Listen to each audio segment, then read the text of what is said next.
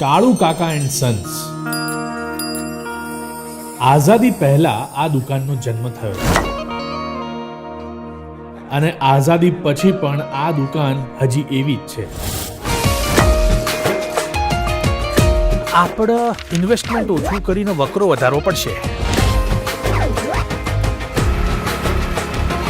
મારા બાપા 10 રૂપિયામાં 100 ગ્રામ વેચે છે ફાફડા, આપણે 50 વેચવાના.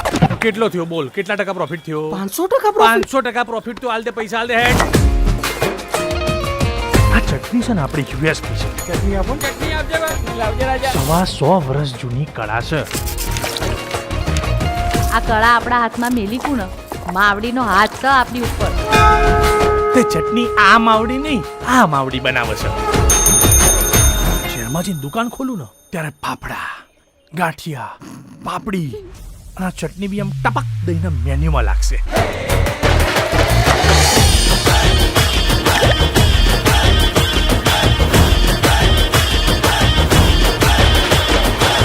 આજનો ઓર્ડર હતો. શું થયું? બસ આ ફાફડા બાંધું એટલે રેડી. થોડું વધારે મૂકજે.